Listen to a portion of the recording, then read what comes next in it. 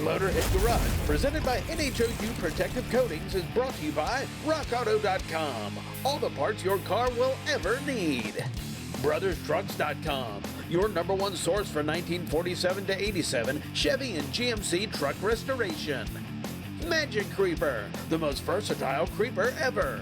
Phoenix Protective Coatings. We didn't invent bed liners, we just perfected them. And by NH Oil Undercoating, the official oil-based rust prevention system. Welcome back to Motorhead Garage, presented by NHOU Protective Coatings. Still hanging out with Jan from Innovation Performance Technologies, and we've been talking about the electric vehicles that are coming along and this recycled or upcycled vehicle that you've made here. How does this compare green-wise to an electric vehicle? Our goal is not to say that this car could be greener than anything else going on in the planet. We're just saying that this car already existed. In other words, there's no carbon footprint to create this car, or about 80% of the parts that are in this car. It already existed. So all we're saying is we got a big head start when you compare it to an electric car. And we're not saying that it replaces the electric car. There's a place for the electric car in populated areas. We believe that someday there'll be probably more efficient fossil fuel vehicles out in the rest of the country. But what this is a small group of hot rodders like us, like the people watching you right now, that could build one of these cars for themselves with far less carbon footprint than you think. And now you've taken some racing technology and rolled it into this vehicle, because if you can prove it on the racetrack, of course it's going to be good enough for your car on the street. It's even bigger than that. You know, if you're racing stuff, you're proving sustainability and durability and efficiency. You know, the bottom line is I don't want to be stuck on the side of the road no matter how cool my car looks. So you're right, we're going to take proven stuff on the racetrack. Our company, Innovation Performance Technologies, we actually build race cars of every product we make. For that reason, we go test the stuff, and we decided to build this car to see if we could make a greener type of car that the average person could build. So what was the process like to build this shocker? It's a bit of a Frankenstein. Yeah, that's the right word, Frankenstein. And it's green, so that makes it perfect. Yeah, well, we called it a shocker for the obvious reason that it's shocking that it uses far less carbon footprint over a 20-year life cycle than an electric car or most other cars, really, because once again, it already exists. But when you're going to build one of these cars, I think you have to build a car that you like.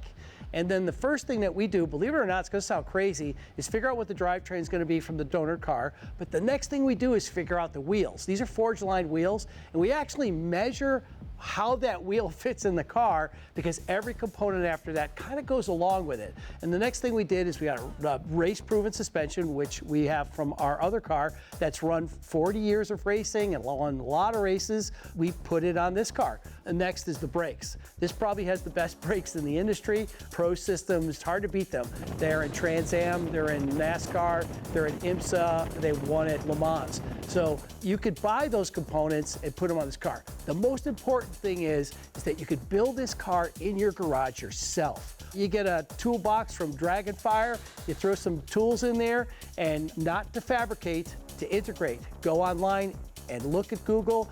Can I get these parts for this car? We are getting so much interest, we're probably going to offer parts for this car now.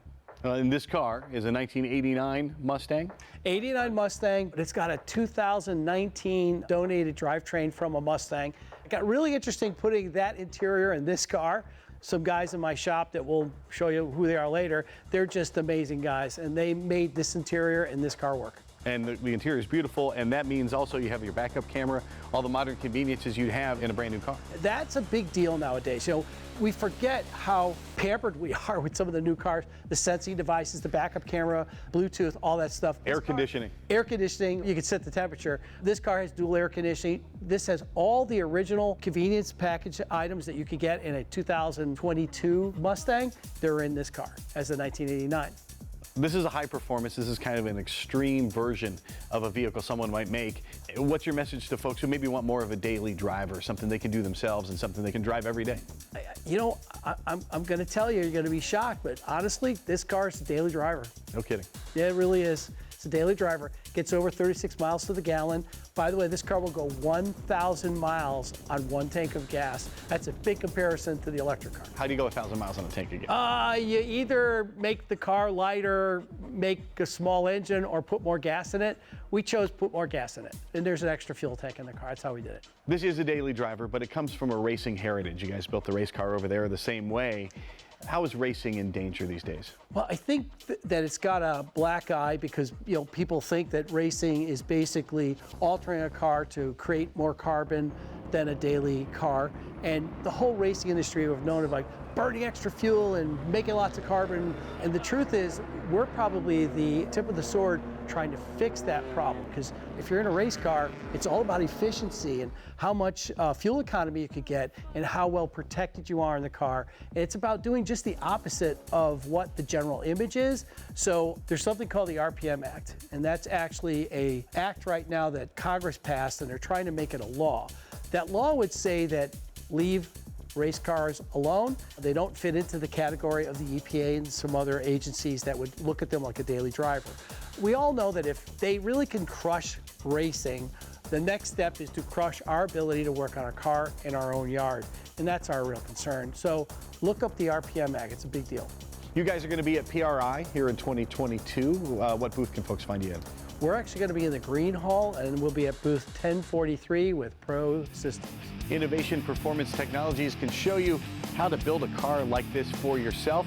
They can also build one for you. These guys are master builders. And if you want to find out more about the RPM Act, you can find it at innovationperformance.tech. And we're going to have more from these guys next week because we're going to challenge an electric vehicle to a race down at Daytona. We'll be right back with more Motorhead Garage presented by NHOU Protective Coatings. Keep it right here.